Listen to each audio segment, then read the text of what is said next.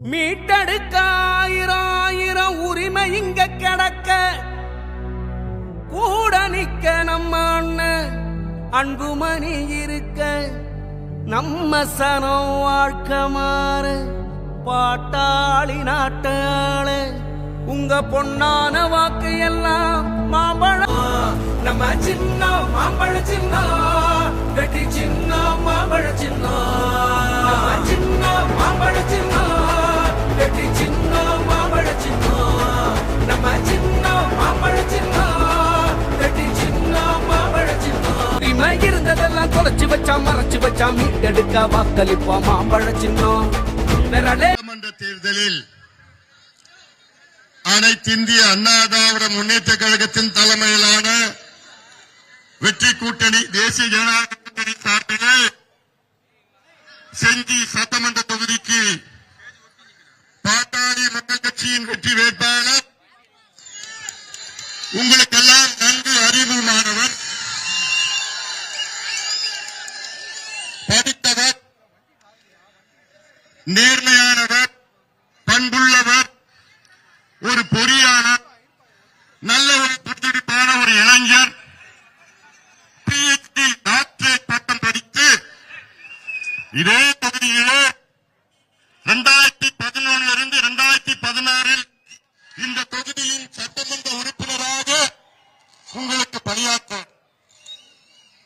இதோ இருக்கின்ற என்னுடைய அன்பு தம்பி கணேஷ்குமார் அவர்களை நீங்கள் எல்லாரும் ஆதரவளித்து மாம்பழம் சின்னத்தில் வாக்களித்து அவரை வெற்றி பெற செய்யுமாறு உங்கள் அனைவரையும் பணியோடு பாசத்தோடு உரிமையோடு இங்கே அன்பு தம்பி கணேஷ்குமார் அவர்கள் வெற்றி பெற்றார்.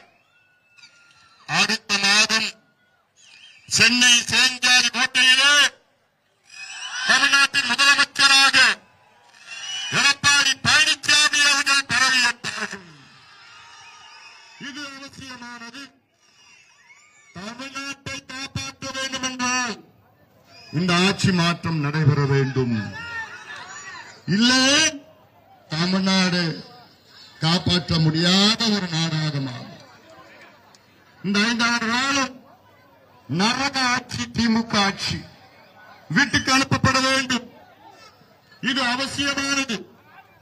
நான் இங்கே வந்திருக்கின்ற ஆயிரக்கணக்கான என் தம்பிகளும் என் தங்கைகளும் என் சகோதரிகள், தாய்மார்கள், அண்ணன்மார்கள், விவசாய பெருமக்கள், நெசவாள பெருமக்கள், வியாபார பெருமக்கள், அரசு ஊழியர்களே, உங்களை மன்றாடி கேட்டுக்கொள்கின்றேன்.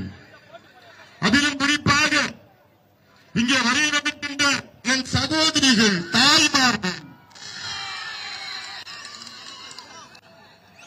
இந்த 5 ஆண்டு காலத்தில் தமிழ்நாட்டிலே பெண்களுக்கு பாதுகாப்பு, தமிழ்நாடு எப்படிப்பட்ட ஒரு நாடு, எப்படிப்பட்ட ஒரு மாநிலம், கடந்த காலத்தில் எத்தனையோ ஆட்சியாளர்கள், முதலமைச்சர்கள் தமிழ்நாட்டின் பெண்களை பாதுகாத்தார்கள். அதிலும் குறிப்பாக முன்னாள் முதலமைச்சர்கள் செல்வி ஜெயலலிதா அம்மையார் அவர்களும் எடப்பாடி பழனிசாமி அவர்களும் இவனுடைய ஆட்சி காலத்திலே பெண்களுக்கு பாதுகாப்பு இருந்தது. பெண்கள் தைரியமாக பள்ளிக்கூடம் சென்றார்கள், பெண்கள் தைரியமாக வேலைக்கு சென்றார்கள், பெண்கள் தைரியமாக கல்லூரிக்கு சென்றார்கள். ஆனால் இந்த 5 காலம் நரக ஆட்சி திமுக ஆட்சி காலத்தில் பள்ளிக்கூடம் செல்கின்ற பெண்கள் வீட்டுக்கு திரும்புவார்களா? கல்லூரிக்கு செல்கின்ற பெண்கள் வீட்டுக்கு பத்திரமாக வருவார்களா? வேலைக்கு செல்கின்ற பெண்கள் எப்போது வருவாங்க, பத்திரமா வருவாங்களா என்று தமிழ்நாட்டில் உள்ள தாய்மார்கள் மடியில நெருப்ப கட்டிக்கிட்டு தினம் தினம் கதறிக் கொண்டிருக்கின்ற காட்சிகள் எல்லாம் நாம் பார்த்திருக்கிறோம். ஐயா, அவ்வளவு மோசமான ஒரு ஆட்சி காலம் தமிழ்நாட்டில் நடைபெற்றுக் கொண்டிருக்கிறது. இதை நான் கேட்கின்றேன். ஒரு மருத்துவனாக மட்டுமல்ல, 3 மகள்களை பெற்ற ஒரு தந்தையாக நான் கேட்கின்றேன், உங்களிடம் கேட்கின்றேன். அந்த ஆதகம் எனக்கு இருக்கிறது, அந்த அக்கறை எனக்கு இருக்கிறது. பெண்களுக்கு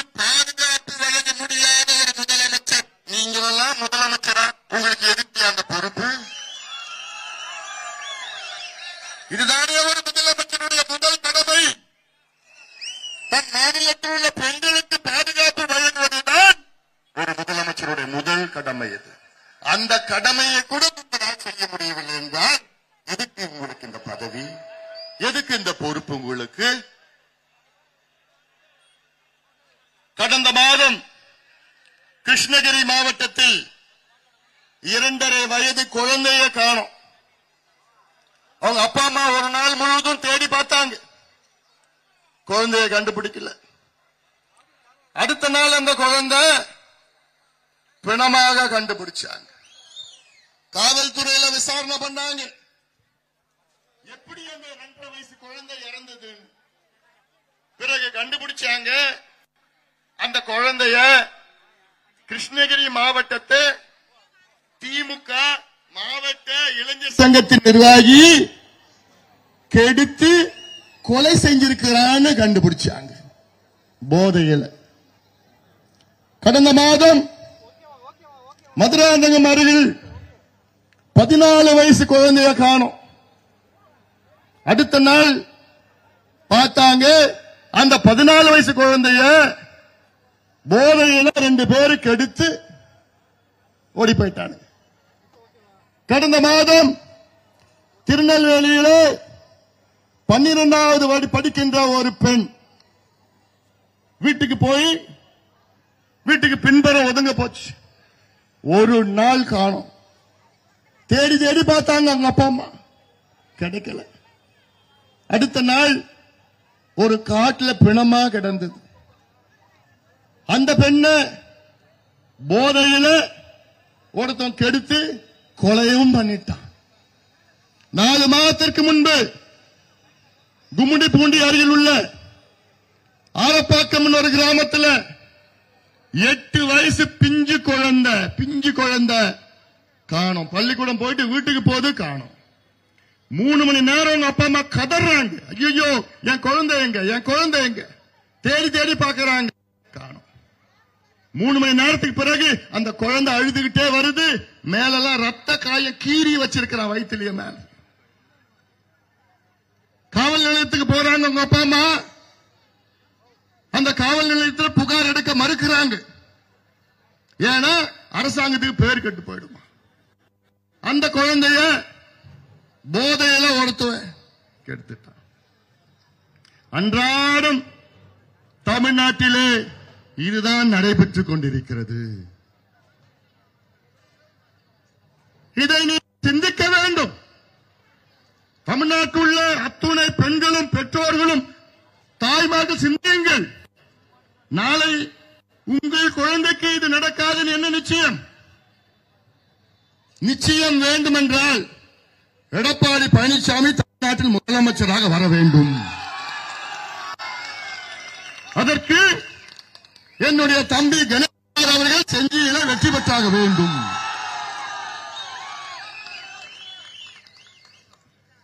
இது அவசியமானது. 10 ஆண்டு காலம் இந்த தொகுதியிலே எம்எல்ஏ நீங்கள் சேர செய்தீர்கள். இடையிலே அவர் அமைச்சராக பதவியேற்றார் மஸ்தான் அவர்கள். நான் கேட்கின்ற கேள்வி,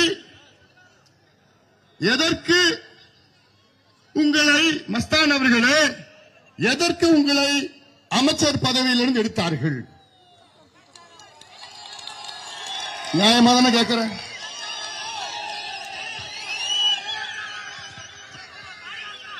திமுக வேட்பாளர், இந்த சட்டமன்ற உறுப்பினர், 10 ஆண்டு காலம் இந்த தொகுதியின் சட்டமன்ற உறுப்பினர், அமைச்சராக 3 ஆண்டு காலம் பணியாற்றினார்.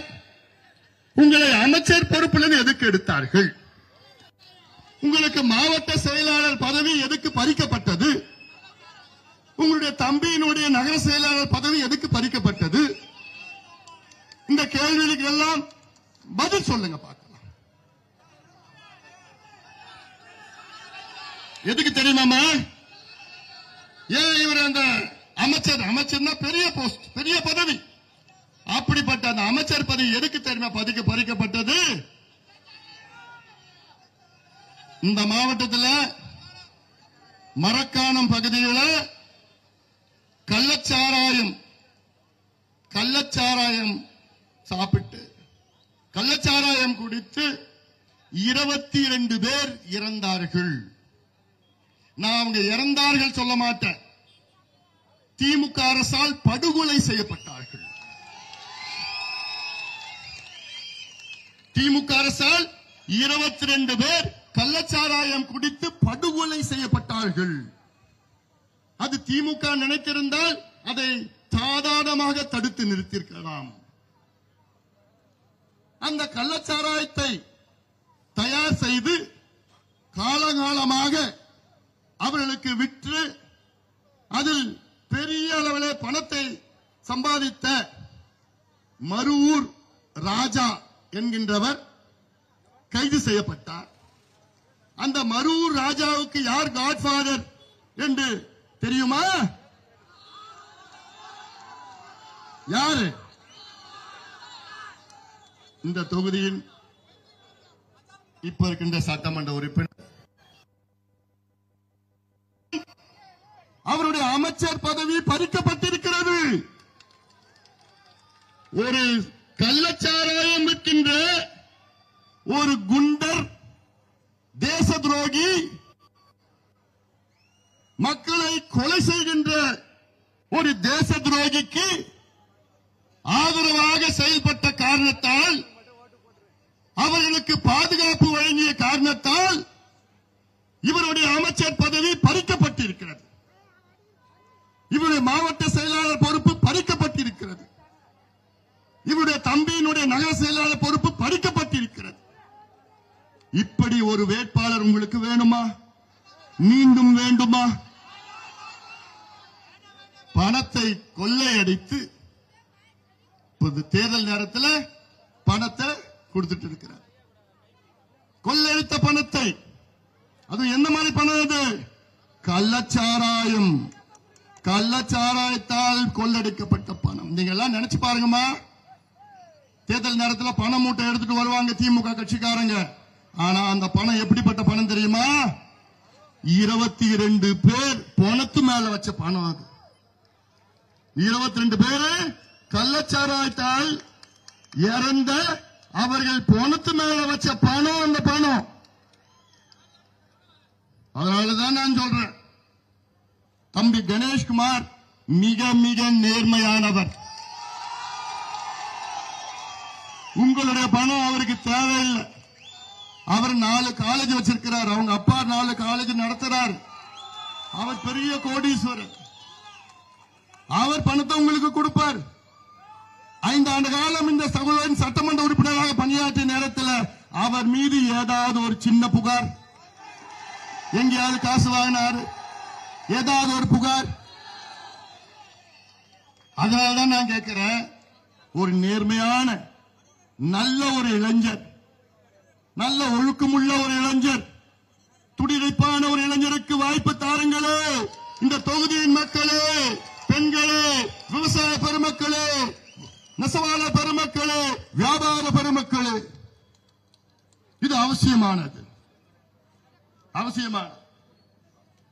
அதே போன்று இங்கே நம்முடைய மேடையில் இஸ்லாமிய சமுதாயத்தை சார்ந்தவர், குறிப்பாக என்னுடைய நண்பர், இஸ்லாமிய சமுதாயத்தை சார்ந்த நம்முடைய சகோதரர்கள் இங்கே இருக்கின்றார்கள். மஸ்தான் அவர்கள் யாருக்கும், அவர் குடும்பத்தை தவிர யாருக்கும் எதுவுமே செய்யல. கலீல் பாய் யாருக்குமே எதுவும் செய்யல. அவருடைய சமுதாயம், இஸ்லாமிய சமுதாயத்துக்கு துரோகம். காஜாபாய் அவருடைய இஸ்லாமிய சமுதாயத்துக்கு துரோகம். அவருடைய தொகுதி மக்களுக்கு துரோகம். அவரை நம்பி அவருக்கு வாக்களித்த மக்களுக்கு துரோகம். யாருக்குமே செய்யலாம். அவருடைய மகன் நகராட்சி தலைவர், அவருடைய தம்பி நகர செயலாளர். இவ்வளவுதான். இதெல்லாம் நீங்கள் சிந்தித்து பாருங்கள். யாருக்குமே நன்மை செய்யாத ஒரு வேட்பாளர். ஆனால் உங்களுக்கு எத்தனையோ நன்மைகள் செய்து இந்த தொகுதியின் மான மரியாதையை காப்பாற்றிய என் அருமை தம்பி கணேஷ்குமார் அவர்களை நீங்கள் மாம்பழம் சின்னத்தில் வாக்களியுங்கள். இந்த செஞ்சி தொகுதி எப்பேற்பட்ட தொகுதி? செஞ்சி கோட்டை. செஞ்சி கோட்டை நான் போய் பார்த்தேன். 100 நாள் நடைபயணம் இங்க மேற்கொண்ட செஞ்சிக்கு நான் வந்தேன், இங்க பேசினேன். செஞ்சி கோட்டையை போய் பார்த்தா அனாதையா நிக்குது அந்த கோட்டை. அந்த கோட்டை எத்தனை மன்னர்கள் ஆண்டார்கள்,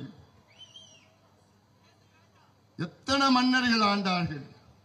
காடவராயர் ஆரம்பிச்சு அதன் பிறகு எத்தனையோ 15 மன்னர்கள், அதன் பிறகு வெள்ளையர்கள் வந்தார்கள், பிரெஞ்சுக்காரன் வந்தான், டச்சுக்காரன் வந்தான், எல்லாம் வந்து ஆண்ட அந்த கோட்டை இன்னைக்கு அனாதையா, பராமரிப்பில்லாத அனாதையா நிற்கின்ற அந்த செஞ்சி கோட்டை. இதுவே வேற யாராவது அமைச்சரா இருந்து, வேற யாராவது சட்டமன்ற உறுப்பினரா இருந்ததுன்னா அந்த செஞ்சி கோட்டையை வைத்து மிகப்பெரிய பொருளாதாரம் இந்த பகுதியிலே முன்னேற்றம் அடைந்திருக்கும். எத்தனையோ வெள்ளக்காரங்க எல்லாம் வந்திருப்பாங்க. சுற்றுலா தலம் மட்டுமில்ல, நம்முடைய பாரம்பரியம் ஐநா சபை அங்கீகாரம் கொடுத்திருக்கிறது. அது தானா வந்து கொடுத்திருக்கிறது. கொடுத்தும் ஒரு துரும்பை கூட கிள்ளி போடாத இங்க இருக்கின்ற ஒரு அமைச்சராக இருந்த இப்போ இருக்க சட்டமன்ற உறுப்பினர் திமுக ஆட்சி. சிந்தித்து பாருங்கள். தம்பி கணேஷ்குமார் இங்கு வெற்றி பெற்றவுடன் நான் தம்பி கணேஷ்குமார் அவர்களை டெல்லிக்கு அழைத்து சென்று அங்கிருக்கின்ற அமைச்சர் பெருமக்களை சந்தித்து இந்த செஞ்சிக்கோட்டை வளர்ச்சிக்கு என்னென்ன தேவைகளோ அதை நானும் சேர்ந்து செய்து கொடுப்பேன். இது உறுதி. திருவண்ணாமலை மாவட்டத்திலே இதே போன்ற ஒரு அமைச்சர் ஏவா வேலு, அது நந்தன் கால்வாய் திட்டம் அப்படின்னா என்னன்னு தெரியுமா? அம்மா தெரியாது. நந்தன் கால்வாய் திட்டம்னா திருவண்ணாமலை மாவட்டத்தில் கவுட்டி மலை, வேடி மலைன்னு ஒன்னு இருக்கு. அந்த மலையில மழை காலத்துல தண்ணி வந்ததுன்னா அது துறிஞ்சல் ஆறுன்னு ஒன்னு ஆறு உருவாகி அதுல கீரனூருன்னு ஒரு பகுதியில அந்த காலத்துல வெள்ளக்கார ஒரு சின்ன தடுப்பணை கட்டினான். அந்த தடுப்பணையிலிருந்து அங்கே வருகின்ற தண்ணீரை தேக்கி வச்சு அந்த தண்ணீரை வாய்க்கால் மூலமாக திருவண்ணாமலை மாவட்டத்தில் 14 ஏரிகள், விழுப்புரம் மாவட்டத்தில் நம்ம மாவட்டத்தில் 22 ஏரிகள், 36 ஏரிகளை அந்த தண்ணி போய் நிரப்பி விவசாயம், குடிநீர் பிரச்சனை தீர்வதற்காக அந்த திட்டம். என்னை பொறுத்த வரைக்கும் இது சாதாரண ஒரு சின்ன திட்டம். இந்த திட்டத்திற்காக எத்தனையோ முறை நாம போராட்டம் பண்ணோம். நானே வந்தேன், கணேஷ்குமார் வந்து எத்தனையோ போராட்டம் நாம பண்ணோம். ஆனால் தேர்தல் நேரத்தில் மட்டும் நந்தன் கால்வாய், நந்தன் கால்வாய்னு சொல்லுவாங்க. நான் கடந்த ஆண்டு திருவண்ணாமலை போன அந்த கீரனூர் தடுப்பணையை போய் பார்த்துட்டு அங்க நான் சொன்ன போராட்டம் பண்ண. அப்போ ஏவாவேலு அமைச்சர் என்ன சொன்னார் தெரியுமா? அன்புமணிக்கு வேலையே இல்லை. அன்புமணி 3 வயசு இருக்கிறப்போ நாங்க இந்த திட்டத்தை அறிவிச்சோம் அப்படின்னு ஏவாவேலு அமைச்சர் சொல்றார். உடனே நான் சொன்னேன், அமைச்சர் அவர்களே, எனக்கு இன்னைக்கு 57 வயசு ஆகுது. 3 வயசுல ஒரு திட்டத்தை அறிவிச்சு 54 வருஷமா ஒரு திட்டத்தை உங்களால அதை முடிவு செய்ய முடியல, முடிக்க முடியலன்னா நீங்களாம் எதுக்கு அமைச்சர்? உங்களுக்கு எதுக்கு அமைச்சர் பதவி, பொறுப்பு? இதுதான் திமுக. அந்த திட்டம் நிறைவேறினால் ஒட்டுமொத்தம் இந்த செஞ்சி ஒன்றியம், மலையனூர் ஒன்றியம், இதன் பிறகு விக்கிரவாண்டி ஒன்றியம், செஞ்சி, விழுப்புரம் வரைக்கும் போகுது. வல்லம் பகுதியில் இதுல என்ன செய்யணும்னா, தென்பெண்ணை ஆத்துல உபரி நீர் போயிட்டு இருக்கு. வெள்ளம் போச்சு பாத்தீங்களா? போன வருஷம் அவ்வளவு பெரிய வெள்ளம். ராத்திரில 1:30 மணிக்கு திறந்து விட்டானுங்க டேம், சாத்தனூர் டேம். 1.5 லட்சம் கன அடி ஒரு வினாடிக்கு. எவ்வளவு பேர் அடிச்சுட்டு போயிட்டாங்க, எவ்வளவு வீடு நாசமாயிடுச்சு. காரணம் இந்த விடியா அரசு, திமுக அரசு. தென்பெண்ணையில மேல போற தண்ணிய வாய்க்கால் மூலமா எடுத்து வந்து இந்த நந்தன் கால்வாய் திட்டம் கீரனூர் அணைக்கு கொண்டு வந்தால் அங்கிருந்து வாய்க்கால் மூலமாக ஒட்டுமொத்த பகுதிக்கும் கூடுதல் விவசாயம், கூடுதல் பாசனம், குடிநீர் பிரச்சனை தீரும், உணவு பாதுகாப்பு வரும். நீங்க எல்லாம் இன்னும் விவசாயிகள் மகிழ்ச்சியாக இருக்கலாம். இதுதான் திட்டம், இதுதான் வேண்டும், இது நடக்கும். எப்போ? கணேஷ்குமார் இங்க எம்எல்ஏ, எடப்பாடி பழனிசாமி முதலமைச்சர். இது போன்று பல திட்டங்கள் வேண்டும். செஞ்சி தொகுதி விவசாயம், வானம் பார்த்த பூமி விவசாயம். விவசாயிகளுக்கு ஒரு விடுவு வேண்டும் என்றால் கணேஷ்குமார் இங்கு வெற்றி பெற்றாக வேண்டும். எடப்பாடி பழனிசாமி அடிப்படையில் ஒரு விவசாயி. ஸ்டாலின் அவர்களுக்கும் விவசாயத்துக்கும் சம்பந்தம் இருக்கா? ஸ்டாலின் அவர்களுக்கும் நிர்வாகத்துக்கும் சம்பந்தம் இருக்கா? ஸ்டாலின் அவர்களுக்கும் எதுக்குமே சம்பந்தம் கிடையாது. இல்லனா எவ்வளவு பெரிய வாய்ப்பு, ஒரு முதலமைச்சரா இருக்கிற வாய்ப்பு. இந்த மாவட்டத்தில் ஸ்டாலின் அவர்கள் வந்து 19 வாக்குறுதிகளை கொடுத்தார்கள் கடந்த தேர்தல் நேரத்தில். அது எத்தனை நிறைவேற்றினா தெரியுமா? 0, 1 கூட நிறைவேற்றல. அப்போ எதுக்கு உங்களுக்கு வாக்குறுதி? உங்களை ஏமாத்தி நாங்கள் ஆட்சிக்கு வந்தால் உங்களுடைய நகை கடன் தள்ளுபடி செய்வோம், செஞ்சாங்களா? கல்வி கடன் தள்ளுபடி செய்வோம், செஞ்சாங்களா? விவசாய கடன் தள்ளுபடி செய்வோம், செஞ்சாங்களா? நீட்டு தேர்வை நாங்க ஒரே வாரத்தில் ஒழிப்போம், செஞ்சாங்களா? மாதம் மாதம் நாங்கள் மின் கணக்கெடுப்பு நடத்துவோம், செஞ்சாங்களா? சிலிண்டருக்கு 100 ரூபாய் மானியம் கொடுப்போம், செஞ்சாங்களா? தனியார் தொழிற்சாலைகளில் உள்ளூர் இளைஞர்களுக்கு 75 விழுக்காடு வேலை வாய்ப்பை உருவாக்க சட்டம் கொண்டு வருவோம், செஞ்சாங்களா? ஆக அவங்க கொடுத்த வாக்குறுதி ஒன்னும் கூட செய்யல. அவங்க கொடுத்த வாக்குறுதி ஒன்னத்தை கூட செய்யல. இவங்க விவசாயிகளை ஏமாத்திட்டாங்க, நெசவாளர்களை ஏமாத்திட்டாங்க, அரசு ஊழியர்களை பட்ட நாமம் போட்டுட்டாங்க. இதுதான் ஏமாத்து வேலை. 420 திமுக ஏமாத்துறது மக்களுடைய பணத்தை, சொத்தையும், கொள்ளையும், மண்ணையும், மக்களையும், மரங்களையும், மலைகளையும். மலை முழுங்கி திமுக, மணல் கொள்ளை திமுக, சாராய கொள்ளை திமுக, கஞ்சா விக்கிற திமுக, கிட்னி திருடுற திமுக.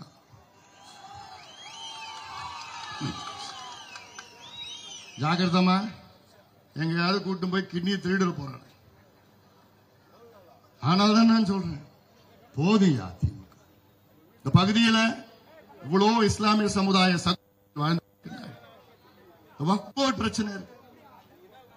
அங்க இஸ்லாமிய சமுதாயத்தை சார்ந்தவர்கள் அவங்களுடைய சொந்த இடத்தையும் இன்னைக்கு வக்ஃப் போர்டுல மாத்தி எடுத்துட்டு போறாங்க. அந்த நிலத்தை வச்சுக்கிட்டு இவங்க அது விற்க முடியாது, அதுல கட்ட முடியாது, வாழ முடியாது. அப்ப நினைச்சு பாருங்க, இஸ்லாமிய சமுதாயத்திற்கு, சகோதரர்களுக்கு இங்க இருக்கின்ற மஸ்தான் அவர்கள் அமைச்சராக இருந்தவர் ஒன்னும் செய்யலனா நீங்க எல்லாம் எந்த அளவுக்கு? அதான் அவருக்கு வேண்டிய ஆள், அவருக்கு சுத்தி ஒத்து ஓதுகின்ற ஆளுக்கு மட்டும் அந்த இடத்தை மட்டும் அங்க அவருக்கு மீட்டு கொடுக்கிறார். அப்போ என்னையா நியாயம்? 10 ஆண்டு காலம் இந்த தொகுதியில் எம்எல்ஏ. அதனால்தான் நான் கேட்கிறேன், ஒரு மாற்றத்தை கொண்டு வார்கள். மஸ்தான் அவர்கள் நம்புவது வெறும் பணத்தை மட்டும்தான். வெறும் பணத்தை கொள்ளடித்து கள்ளச்சாராயம் சாவு 28 பேர் பணத்து மேல வச்ச பணம். அது மட்டும் ஞாபகம் வச்சுங்க. ஒவ்வொரு முறையும் அது மட்டும் ஞாபகம் வச்சு. கள்ளக்குறிச்சியில அதுல 67 பேர் இறந்தாங்க கள்ளச்சாராயம். அங்க ஒருத்தர் இருக்க ரிஷிவந்தியத்திலையும் சங்கராபுரத்திலையும். அதெல்லாம் வேற, நான் பேசுறேன். இன்னும் 2 பாயிண்ட் போகணும் நான். அதனால நான் கேட்கிறேன், நம்ம ஆட்சி, அதிமுக ஆட்சி இன்னும் 1 மாதத்தில் வரும். நம்ம ஆட்சி வந்தவுடன் விவசாயிகளுக்கு நெல்லு, ஒரு குவிண்டால் நெல், 100 கிலோ நெல்லுக்கு 3500 ரூபாய் கொடுக்கப்படும். கரும்பு ஒரு டன்னுக்கு 5000 ரூபாய் கொடுக்கப்படும். விவசாயிகளுடைய அனைத்து விளைபொருட்கள் நீங்க எந்த விளைச்சல இருந்தாலும் சரி, காய்கறி, பழம், பூ, எந்த விளைச்சல்னாலும் ஒன்னொன்னுக்கும் விலை நிர்ணயம் செய்யப்படும். விலை நிர்ணயம் செய்யணும். இதுதான் நம்முடைய ஆட்சி. ஒரு மாதத்திலே வருகின்ற ஆட்சி. அதை சிந்திக்க வேண்டும். சமூக நீதி என்றால் என்னவென்று கூட தெரியாத ஸ்டாலின் அவர்கள்.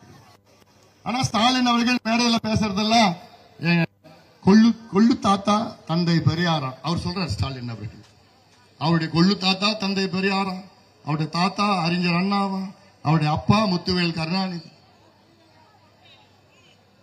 இவர்கள் எல்லாம் சமூக நீதிக்காக அடையாளம் கண்டவர்கள். ஆனால் அந்த வழியில் வந்த ஸ்டாலின் அவர்கள் சமூக நீதி என்று என்ன கூட தெரியாது, என்னவென்று கூட தெரியாத ஒரு முதலமைச்சர். இதெல்லாம் வெட்கக்கேடு. 5 ஆண்டு காலம் வெட்கக்கேடு. ஆனால் எடப்பாடி பழனிசாமி அவர்கள் அவர் முதலமைச்சராக இருந்த நேரத்திலே ஏழை மாணவர்கள், அரசு பள்ளிக்கூடத்தில் படிக்கின்ற ஏழை மாணவர்களுக்கு 7.5 விழுக்காடு இடஒதுக்கீட்டை வழங்கினார் எடப்பாடி பழனிசாமி அவர்கள். இதே எடப்பாடி பழனிசாமி அவர்கள் வன்னியர் சமுதாயத்திற்கு 10.5 விழுக்காடு இடஒதுக்கீட்டை வழங்கினார். ஆனால் அதை கெடுத்து அதை பறித்தது முதலமைச்சர் ஸ்டாலின் அவர்களும் திமுகவும். கொடுத்தது எடப்பாடி பழனிசாமி அவர்கள், கெடுத்தது மு.க. ஸ்டாலின் அவர்கள். எல்லாம் நீங்கள் மன்னிக்க கூடாது, மறக்க கூடாது. ஆனால் திமுகவுடைய சதி என்ன? பட்டியலின மக்களும், வன்னியர் மக்களும், யாதவர் சமுதாயமும், முதலியார் சமுதாயம், இஸ்லாமியர்கள் எல்லாம் சூழ்ச்சி சண்டை போட்டுக்கணும். அதுல திமுக குளிர்காயம். காலங்காலமா இதுதான் நடந்துட்டு இருக்குது. காலங்காலமா இதுதான் நடந்துட்டு இருக்கு. திமுகவுக்கு இஸ்லாமிய சமுதாயம் ஒரு வாக்கு வங்கி, அவ்வளவுதான். திமுகவுக்கு இஸ்லாமிய சமுதாயம் ஒரு வாக்கு வங்கி, ஓட் பேங்க். கிறிஸ்துவ சமுதாயம் திமுகவுக்கு ஒரு வாக்கு வங்கி, ஓட் பேங்க். பட்டியலின மக்கள் திமுகவுக்கு ஒரு வாக்கு வங்கி, ஓட் பேங்க். வன்னியர் மக்கள் திமுகவுக்கு ஒரு வாக்கு வங்கி, ஓட் பேங்க். யாதவர் சமுதாயம் திமுகவுக்கு ஒரு வாக்கு வங்கி, ஓட் பேங்க். முதலியார் சமுதாயம், எந்த சமுதாயம், உழைக்கின்ற சமுதாயம், அது வாக்கு வங்கியை தான் பார்க்குது தவிர இந்த மக்களை படிக்க வைக்கணும், படிக்க வச்சு வேலையை கொடுக்கணும், வேலை கொடுத்து இந்த மக்கள் சுயமரியாதையுடன் வாழணும், அந்த எண்ணம் திமுகவுக்கு துளி கூட கிடையாது. துளி கூட கிடையாது. அவங்க நோக்கம் ஆட்சிக்கு வந்தா அது கொள்ளடிக்கிறதுனா சார். அந்த பணம் போச்சுன்னா நெத்தியில காசு இருக்கும் பாரு, அந்த காசும் கொள்ளடிப்பாங்க. நெத்தி காசு அதையும் கொள்ளடிக்கிற திமுக ஆட்சி. அதனால இதெல்லாம் நீங்கள் மறக்காதீங்கம்மா, மறக்காதீங்கம்மா. அவ்வளவு ஆதங்கத்தோட நான் பேசுறேன். நெசவாள பெருமக்களே, இன்னும் ஒரு மாதத்திலே அதிமுக ஆட்சியில நெசவாளர்களுக்கு தனி பட்ஜெட்டை போடப்படும். இன்னைக்கு விவசாயத்துக்கு தனி பட்ஜெட், அதே போல நெசவாளருக்கு தனி பட்ஜெட். இன்னைக்கு காலையில தர்மபுரி தொகுதியில், தருமபுரி மாவட்டத்தில் பாலக்கோடு தொகுதியில் திமுக வேட்பாளர் ஒரு சுவர் ஒட்டி ஒட்டினான். சுவர் ஒட்டினா போஸ்டர், அந்த போஸ்டர்ல பார்த்தா 8000 ரூபாய் கூப்பன் அப்படின்னு ஒரு போஸ்டர் ஒட்டி ஓட்டு கேட்கிறாங்க. அதாவது இதுல இருந்து என்ன தெரியுதுன்னா, திமுக வேட்பாளர்களுக்கு திமுக மீது நம்பிக்கை இல்லை, ஸ்டாலின் அவர்கள் மீது நம்பிக்கை இல்லை, விடியா ஆட்சி மீது நம்பிக்கை இல்லை, இந்த திராவிட மாடல் மீது நம்பிக்கை இல்லை. நம்பிக்கை இல்லாம எது வச்சு ஓட்டு கேட்கறாங்க தெரியுமா? 8000 ரூபாய் கூப்பன் வச்சு ஓட்டு கேட்கறாங்க. இதை நீங்க புரிஞ்சுக்கணும். ஒரு முதலமைச்சர் உங்ககிட்ட ஓட்டு கேட்கிறப்போ, நான் 5 ஆண்டு காலம் முதலமைச்சரா இருந்தேன், தமிழ்நாடு மக்களுக்கு இதை நான் செஞ்சேன், பெண்களுக்கு செஞ்சேன், விவசாயிகளுக்கு செஞ்சேன், நெசவாளருக்கு, மாணவர்களுக்கு, அரசு ஊழியர்களுக்கு, இளைஞர்களுக்கு நான் செஞ்சேன்னு ஓட்டு கேட்க முடியல ஸ்டாலின் அவர்களால். எப்படி வச்சு ஓட்டு கேட்கிறா தெரியுமா? நான் மறுபடியும் வந்தா உங்களுக்கு 8000 ரூபாய் கூப்பன் கொடுப்பேன். கூப்பன் என்னன்னு தெரியுமாமா? அது தெரிஞ்சா நான் எங்க இருக்கிறேன். அப்படிதான் கூப்பன்னா அது ஒரு சாதாரண பேப்பர் காகிதம்.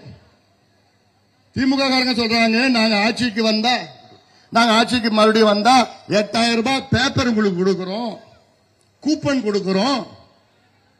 அந்த கூப்பன் நீங்க வாங்கணும்னா திமுக கட்சிக்காரங்கிட்ட நீங்க 3000 ரூபாய் லஞ்சம் கொடுக்கணும்.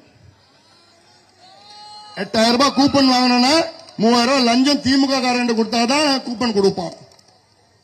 அந்த கூப்பன் எல்லாம் திமுக குடும்பத்துக்கு தான் கொடுப்பான், தவிர உங்களுக்கு யாரும் கிடைக்காது. ஆனால் எடப்பாடி பழனிசாமி என்ன சொல்றாரு தெரியுமா?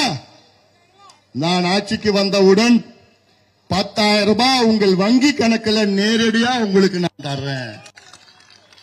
ஸ்டாலின் சொல்வது நான் 8000 ரூபாய் கூப்பன் பேப்பர் தரேன்.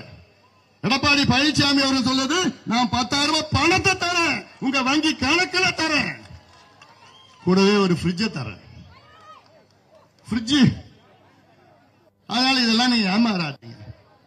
ஏமாத்துவாங்க வந்து புள்ள பிடிக்கிற கும்பல் இது திமுக. ஏமாத்துற கும்பல். இப்படி எல்லாம் பேசி தேர்தல் நேரத்தில் கொள்ளடிச்ச பணத்தெல்லாம் வந்து கொட்டுவாங்க. சாராயம் வித்த பணம், கஞ்சா வித்த பணம், கள்ள சாராயம் வித்த பணம், மணலை கொள்ளை அடிச்ச பணம், மரத்தை கொள்ளை அடிச்ச பணம், மலையை கொள்ளை அடிச்ச பணம், கிட்னி திருட்ட பணம், அத்தனை பணத்தையும் தேர்தல் நேரத்தில் உங்ககிட்ட கொட்டுவாங்க, பண்ணுவாங்க.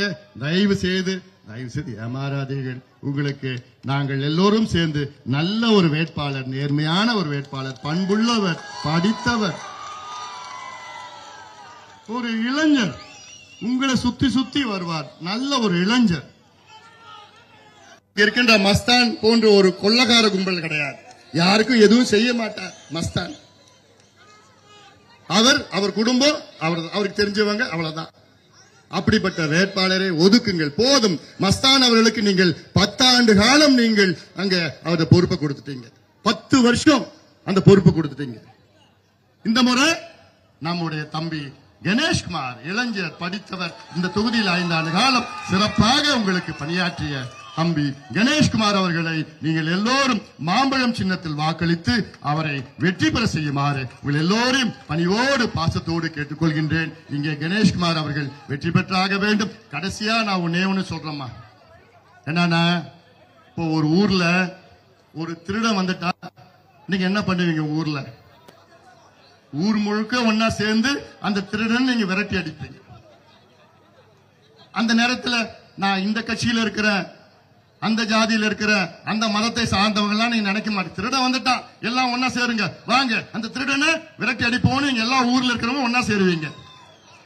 இப்போ திமுக ஆட்சி 5 ஆண்டு காலம் தமிழ்நாட்டை திருடுகின்ற ஒரு ஆட்சி.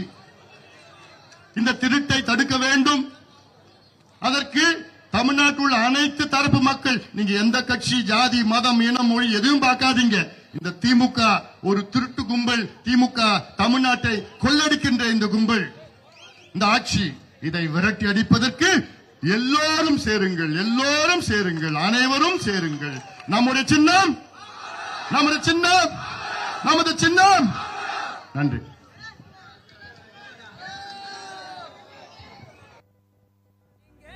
வாழ்க்கமரன் சமூக நீதி பணி ஒன்னா செய்ய வர அண்ணன் அன்புமணி.